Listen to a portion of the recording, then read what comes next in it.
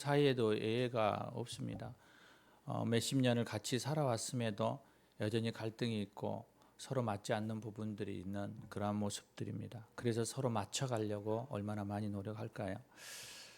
이 갈등이라는 한자를 예전에 한번 설명했듯이 칡넝쿨 갈하고 등나무 등이 서로 있는데 반대 방향으로 서로 올라가니까 서로 한 자리에 심게 되면 이 콩가식물 둘 층과 등나무는 서로 이렇게 반대로 얽혀서 서로 얽혀고 설키게 되어지죠. 그래서 결국은 둘 다 죽게 되는, 아니면 하나만 죽게 되는 그러한 상황들이 있죠. 우리의 삶 속에서 수없이 경험되어지는 이 갈등 구조, 어떻게 하면 좋을까라는 생각들을 많이 하게 됩니다. 한번 생각해 봤어요. 성경 속에서 하나님은 창조 전부터 이 하나님과 타락한 천사 간의 갈등이 있었잖아요. 태초의 인간 아담과 하와의 불순종으로 인하여서 인간과 하나님과의 갈등이 있었죠. 또 가인과 아벨, 에서와 야곱, 이렇게 인간관계 속에서도 여러 갈등들의 이야기들이 지금 등장하죠. 그런데 성경 속에서 가장 심각하게 이 갈등 구조가 나타나는 곳이 어디냐면 오늘 본문 고린도 교회. 고린도 교회는 2차 전도 여행 중에 50년경에 교회를 바울이 세웠습니다. 그런데 처음에는 말씀 안에서 건강하게 잘 성장해 가다가 교회 안으로 조용히 들어온 세상적 가치와 거짓 교사에 의해서 파단과 분열, 음행과 태만, 우상과 재물, 송사 등의 여러 가지 영역이 있어요. 김현경 원사님, 그 환풍기 좀 꺼주시겠어요? 네. 지금 환풍기설이죠. 네. 밖에, 네네, 감사합니다. 이러한 그 가운데 여러 가지 갈등 구조가 있는데 이 고린도의 개척자인 바울의 사도성에 대한 의문까지 일어났어요. 어떤 이들은 바울을 향해서 미쳤다라고까지 얘기하게 되죠. 그래서 이런 상황 속에서 여러분이 바울이라면 어떻겠습니까? 마음이 매우 억울하고 화나고 그리고 배신감으로 그렇게 세워 있지 않겠습니까? 혹시 이러한 여러분의 관계에서 일어나는 이 갈등들을 어떻게 해결해 갈 수 있을까요? 여러분들은 이 갈등이 있으면 어떤 분들은 확 끊어버리면 되죠 라고요. 어떤 분들은 잘 풀어가야죠 이렇게 얘기하죠.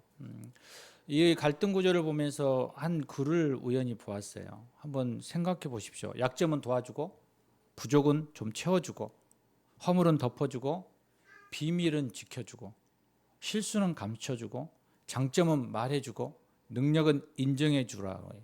왜냐하면 사람을 얻는 것이 커다란 행복이며 사람을 잃는 것은 크나큰 슬픔이기 때문이라고 얘기하더라고요.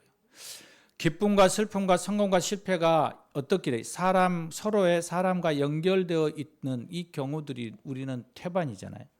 손에 잡히는 눈에 보이는 환경에 의한 희비가 우리가 갈라지기도 하지만 그러나 그 근본으로 들어가 보면 그 근본에는 사람과의 관계가 항상 얽혀 있어요. 이권도 마찬가지죠. 그래서 사람으로 인해서 많은 상처를 받는가 하면 또 놀라운 것은 사람으로 그 상처가 아물어지고 행복을 찾아가게 되더라는 것이죠. 교회 공동체는 왜일까요?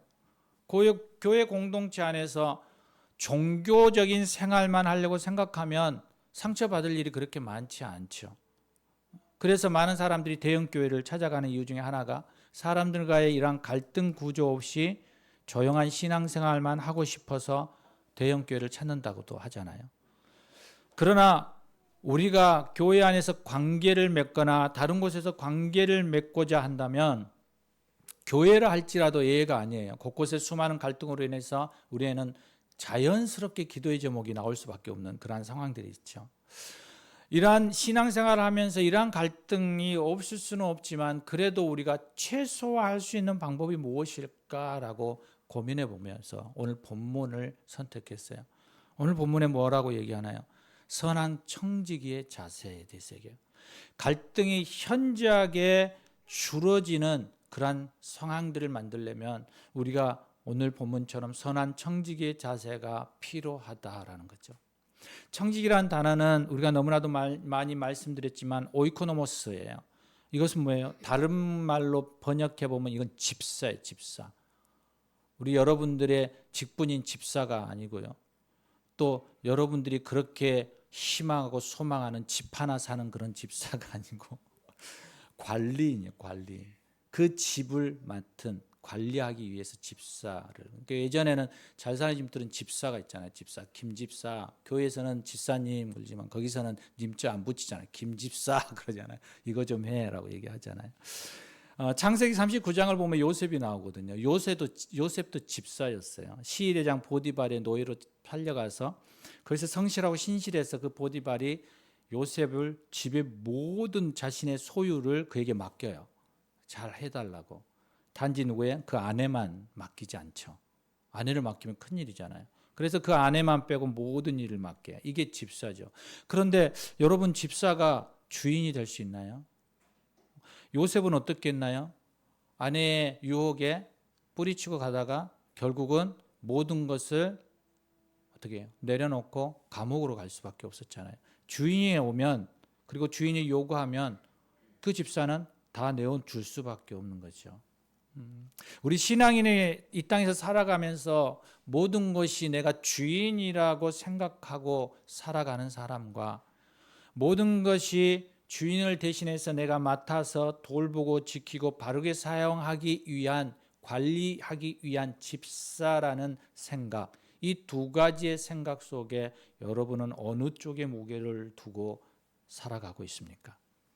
내가 주인이 되어서 자기 것처럼 누리고 가지고자 하는 그 욕망이 우리 안에 있다면 이것을 통해서 갈등이 더 많이 일어나는 것을 볼 수 있습니다. 왜냐하면 나의 것에 소유욕이 있기 때문에 그렇죠.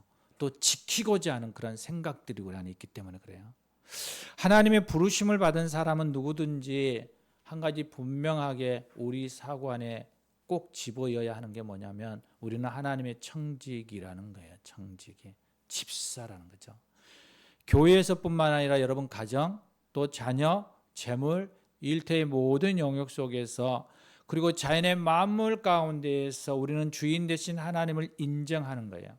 그리고 그것을 내가 맡은 관리인으로서 내가 청직이요 집사로서 그것을 잘 관리하는 그러한 마음으로 살아간다면 여러분 갈등은 현저하게 줄어질 수밖에 없을 것입니다. 청지기는 그러한 어떻게 하면 청지기로서의 그러면 사명을 잘 감당할 수 있을까? 어떻게 하면 그런 삶을 살아갈 수 있을까라고 한다면 저는 그 첫 번째를 이렇게 생각합니다. 내가 누구인지 분명하게 아는 정체성이에요. 학생들도 많이 배우지만 나의 정체성에 어디에 둘 것인가? 우리 때에는 진화론의 지배적인 영역 속에 살았잖아요. 그래서 시험을 보면 진화론을 써야 돼요. 이게 아닌데 갈릴레오와 똑같은 거지. 그래도 지구가 도는데 라고 하면서 태양이 도는 것처럼 얘기하는 것처럼 동일하게 우리는 아닌데 하나님이 창조했는데 라고 하면서 답은 뭐라고 써야 돼요? 진화론으로 써야 돼. 그러면 틀리니까. 1점이면 무시무시하잖아요. 그러한 우리 안에 가지고 있는 정체성. 내가 누구인가라는 거죠. 우리에게 있어서 생일을 맞이할 때 여러분 우리는 두 번의 생일을 맞이할 수 있어요. 하나는 뭘까요? 생리적인 생일이죠. 그래서 우리가 매달 첫째 주가 되면 생일 축하하잖아요.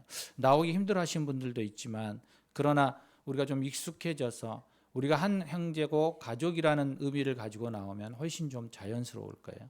그래서 우리가 이렇게 축복해주고 당신의 태어난 날 또 당신과 우리가 만나서 함께 이렇게 살아가는 것에 대한 기쁨으로 축복해주는 그러한 날, 바로 그 생리적인 생일이죠. 그리고 우리에게 두 번째 생일이 꼭 있단 말이에요. 이 두 번째 생일은 나의 존재, 내가 인생의 목적을 깨닫는 그 순간 우리는 새롭게 다시 태어난다고 얘기하거든요. 그래서 나는 왜 이 세상에 존재하고 누구로부터 내가 보냄을 받았는가라는 것을 이것을 깨달은 순간 우리는 두 번째 생일, 새롭게 태어나는 그 날을 맞이하게 돼요. 그런데 안타깝게도 이 두 번째 생일을 경험하지 못하고 생을 마치는 사람들이 참 많아요. 저는 좀 두 번째 생일이 좀 늦었어요. 그래서 저는 두 번째 생일을 28살에 맞이했어요. 모태적 신앙이지만 저의 정체성이 없이 살았어요. 그냥 무질서하게 살았죠.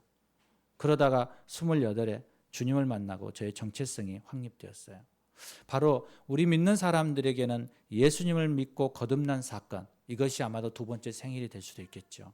이 거듭남의 체험은 내가 지금까지 살아왔던 모든 삶을 송두리째 바꿔버릴 수 있는 능력이 있어요. 그 힘이 있는 거예요. 힘이. 내가 어떤 존재인 것을 새롭게 알아가기 때문에 그렇죠. 내가 어디서 왔고 내가 지금 어디를 향해서 가는 것인가, 이것이 분명한 순간의 목적이에요. 여러분, 내가 지금 어디를 향하여 가는가라는 그 목표가 바르게 온전하게 설정되어 있으면 우리는 그 길을 걸어가요. 오늘 기도 중에 우리 보명이 이야기가 나왔는데 군대에 가서 목표가 생겼어요. 그러니까 그 길을 위해서 지금 꾸준히 걸어가는 거죠. 지치고 힘들고 어렵지만 그것을 이루기 위해서 한 발 한 발 가요. 아내가 가끔 이야기해요. 도서관에 가면 보명이를 보면 차를 한 잔 주면서 기도해 준다고. 여러분, 우리 안에 목표가 이렇게 중요한 거예요. 새롭게 내가 발견되어질 때, 나의 희망이 생겨질 때, 우리 옛사람, 우리의 습관들이 벗겨버릴 수 있는 새로운 피조물로 생겨지는 거죠. 우리 안에, 예수님 안에 우리가 새로운 피조물로 거듭났을 때 우리의 삶을 생각해 볼 때, 내가 누구인가? 그 질문 앞에서 내 목적이 새롭게 재조명이 되고 재설정이 되어질 때 우리는 하나님 앞에 좀 더 가까이 갈 수 있게 되어지는 거죠. 하나님을 알지 못하는 사람들은 자신의 목표를 정할 수 있고 내가 누구인가라는 것을 철학과 여러 가지의 배움을 통해서 발견해 갈 수는 있지만 정말 내가 어디서 와서 어디로 가는 존재라는 답을 찾을 수 없어요. 왜냐하면 이 세상 어디에서도 그것을 말해주는 곳이 없으니까요. 그래서 그냥 윤회하고 그리고 그냥 이 생애가 끝나버리고 마지막인 것처럼 살아가는 거죠. 그런데 이 세상에 태어나서 우리의 종착점이 어디인지를 분명하게 알고 살아간다면 우리의 방황과 혼동과 우리의 삶의 무의미는 정말 최소화되어질 수 있을 것입니다. 여러분은 어디를 향하여서 지금 가고 계십니까? 최종 목적지는 여러분은 어디십니까? 다시 한번 이 시간 여러분의 그 설정을 한번 바라보시길 바랍니다. 우리가 그리스도를 영접하고 하나님의 자녀가 되고 하나님의 섭리와 그 계획 가운데에서 우리의 존재의 근원, 그 뿌리를 발견하는 그 순간 우리는 무엇을 위해 존재하는지를 발견되는 거죠. 그 하나님을 참 좋으신 그 하나님을 향하여서 우리의 마음이 가는 거죠.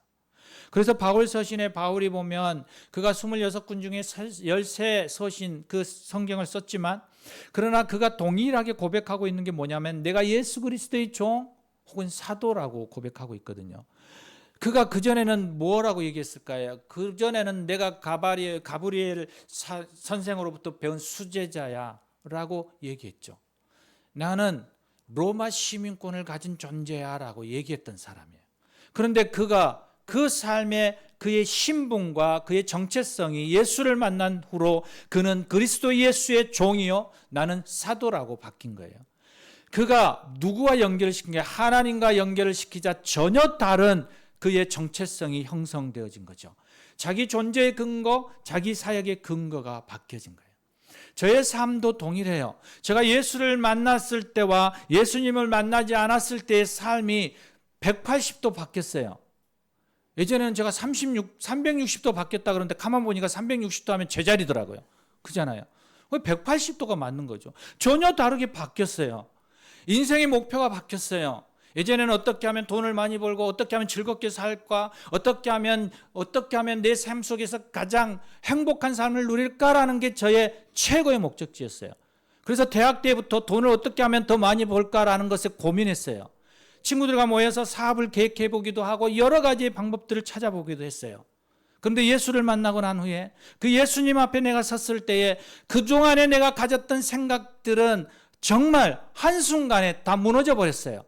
정말 그렇게 중요하지 않더라고요. 그것이 그렇게 내게 큰 의미로 다가오지 않더라고요. 바울이 예수님을 만나기 전에는 복음의 해방자의 핍박자의 폭행자였어요. 어찌 보면 또 간접적으로 살인자에게 섰어요. 그런데 그가 예수님을 만나고 난 후에 어떻게 됐나요? 그가 그렇게 방해하고 해방했던 것에 죄 앞에 서서 그것에 충성된 자가 되었죠. 믿음의 눈으로. 우리의 인생은 내가 지금 걸어가고 있는 그 길이 정말 내게 있어서 올바른 길인지, 내가 그곳으로 가는 것이 정말 내게 어떤 유익이 있는지를 다시 한번 점검해 볼 필요가 있는 거예요. 그렇지 않으면 우리는 방향이 다른 곳에서 계속 끊임없이 갈 수밖에 없는 거죠. 우리의 목적지가 서울이라면 여러분, 우리의 목적지가 그 방향이 서울을 향하여 가야 되잖아요. 그런데 부산을 향해서 가면 어떻게 되겠습니까?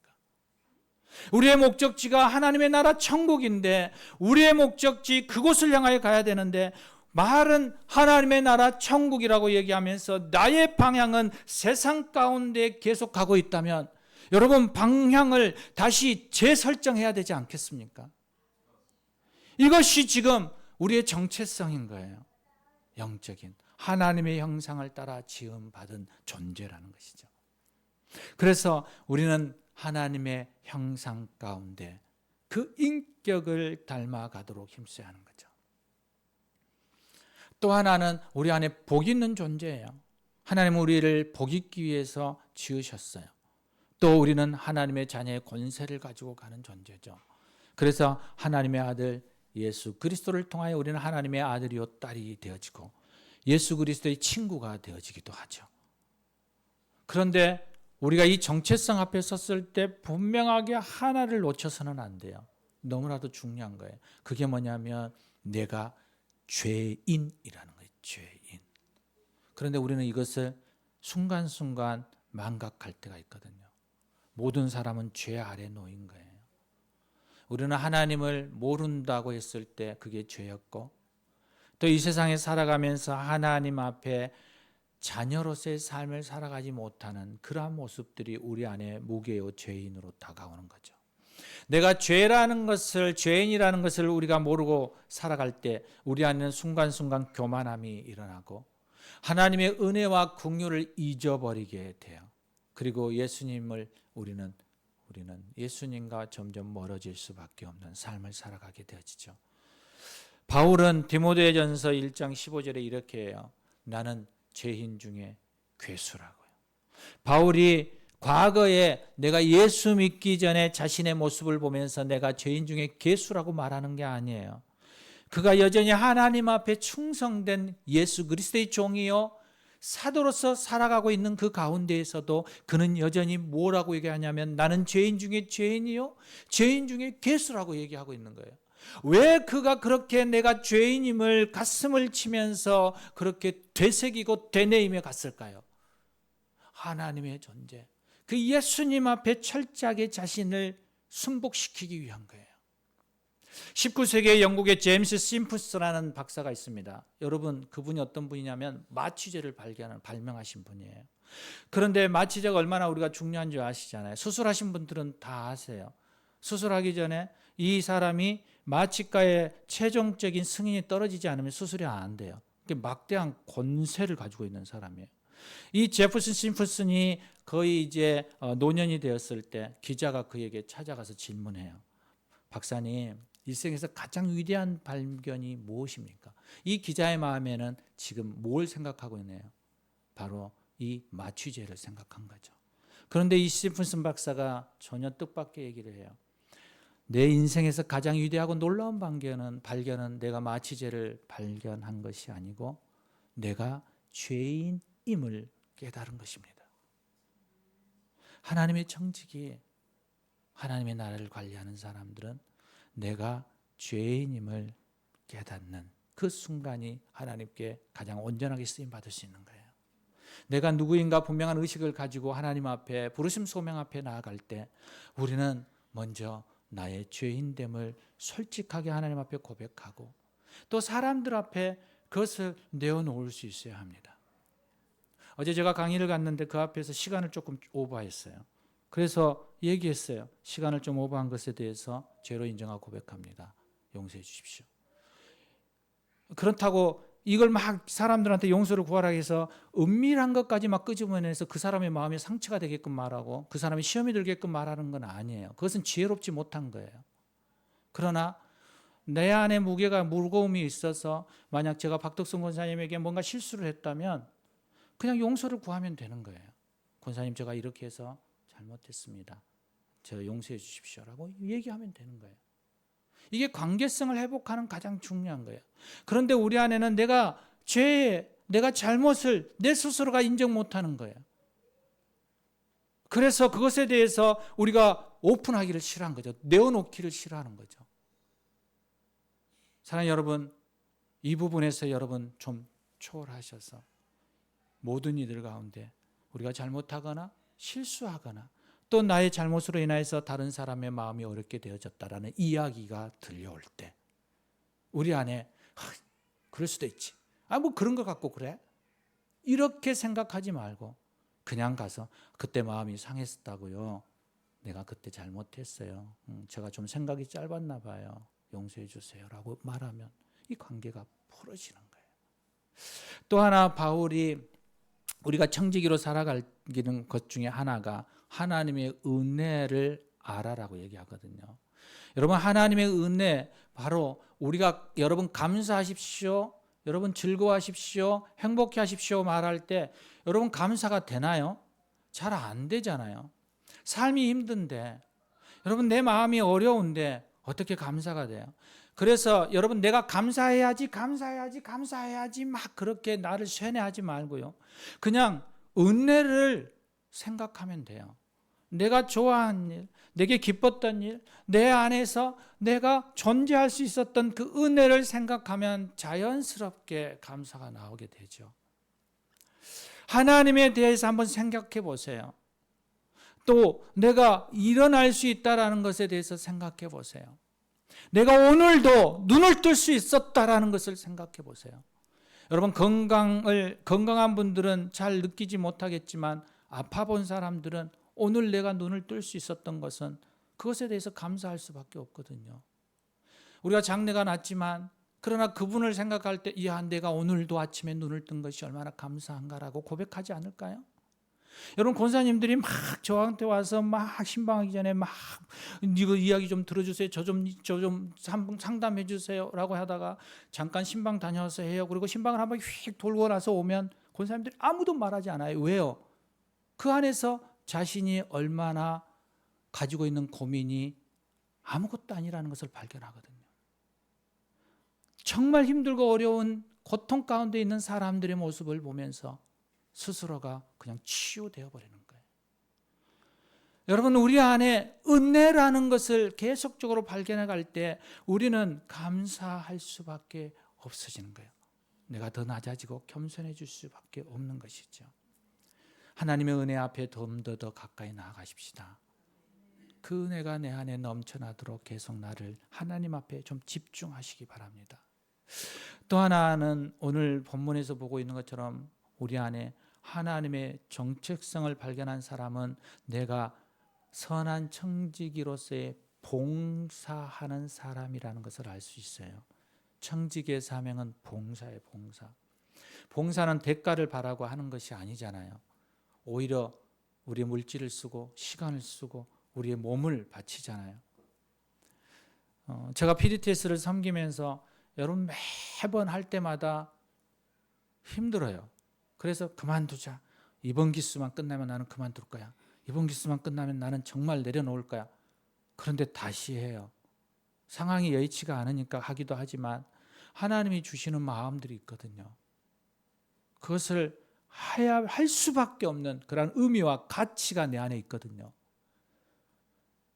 목회자 한 사람을 살림으로 인하여서 교회가 살아난다면 그 교회를 통하여서 그 지역과 그 나라가 세워지기 때문에 그 믿음이 있으니까 이 시대 속에 공고하고 희망을 잃어가고 내가 왜 목회를 해야 하는 건지 내가 하나님 앞에 부르심을 받아서 무엇을 지금 하고 있는지 그것을 잃어버린 이들에게 다시금 하나님의 사명과 그 하나님의 소명을 다시 회복해지며 하나님을 만나고 그 하나님 앞에 다시금 나의 정체성을 발견하는 그 일을 해낸다면 그것을 통해서 하나님이 이루실 그 일들을 바라보기 때문에 그래요.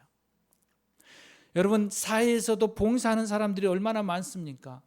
여러분 그분들이 자신의 돈 내면서 해요.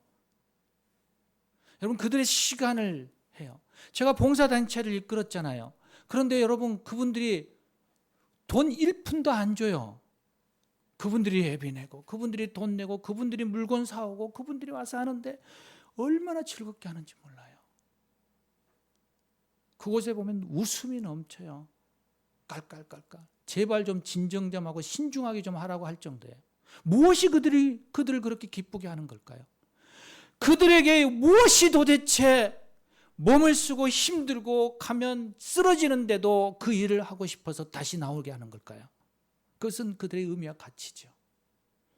왜 우리가 예수 그리스도를 믿으면서 교회에 나와서 여러분 헌금하고, 여러분 적은 돈이 아니잖아요. 또 시간만 되면 교회에 와서 봉사하고, 토요일 되면 청소하고, 주방에 와서 헌신하고, 악기로 더 일찍 나가서 봉사하고. 왜, 무엇이 도대체 여러분을 그렇게 이끌어 가시는 건가요? 그 안에 하나님을 기쁘게 하고 하나님 앞에 서는 그 의미이죠. 여러분, 그것이 우리를 만들어가는 거예요. 봉사는 그저 이름 없이 빛도 없이 섬기는 것이지만, 그러나 그것에 힘써야 되는 이유는 바로 그것을 통하여서 세상이 바뀌어지고, 그것을 통하여서 하나님의 나라가 세워져 가고, 그것을 통하여서 사람들이 웃을 수 있기 때문에 그래요. 그 의미요. 그게 우리를 움직여 가는 거예요. 칭찬이 고래도 웃게 한다 그러잖아요. 춤추게 한다 그러잖아요.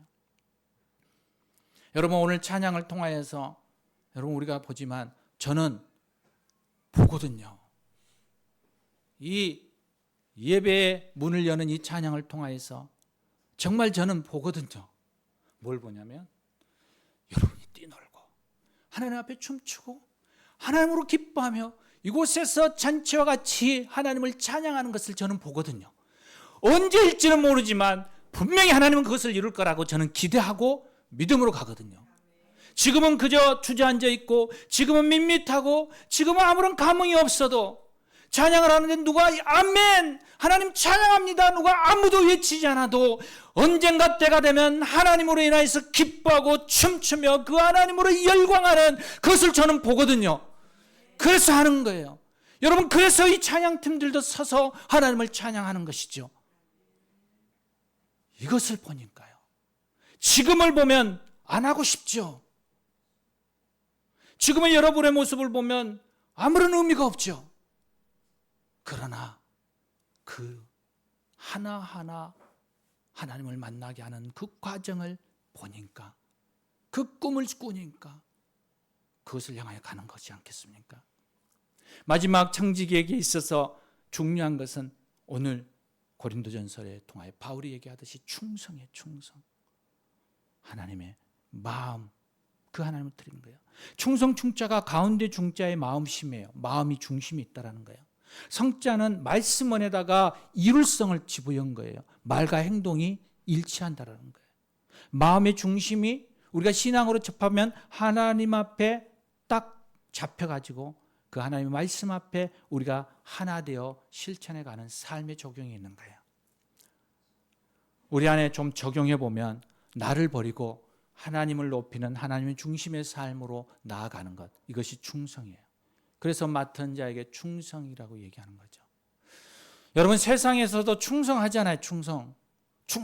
우리 군대 가면, 우리 필박 군대 가면 매일 충성 이러고 다닐 거야. 봉천아, 네 얼마 안 있으면 가잖아. 내년에 가는데 매일 이러고 다녀야 된단 말이야.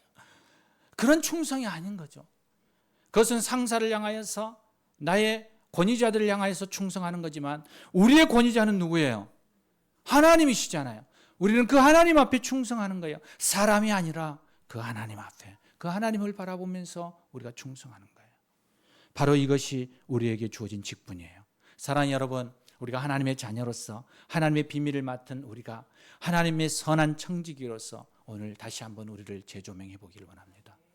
나의 정체성을 다시 한번 좀 새겨보시고, 그 하나님 앞에 낮은 자로 봉사하고 충성하는 그 하나님의 은혜 속에 살아가는 저와 여러분 되시기를 주의 이름으로 부탁드립니다.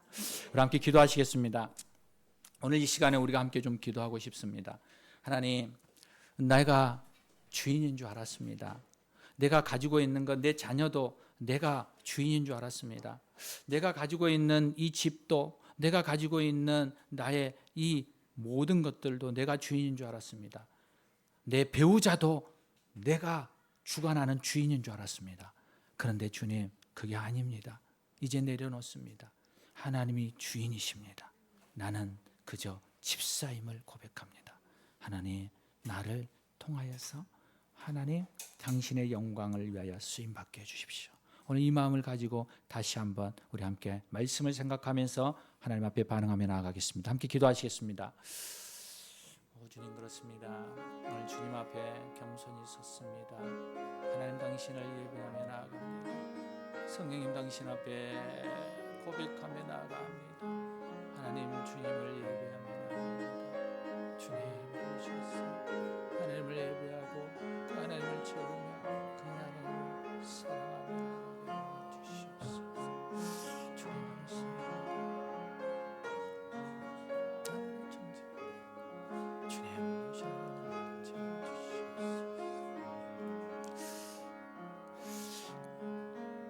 주님, 그렇습니다.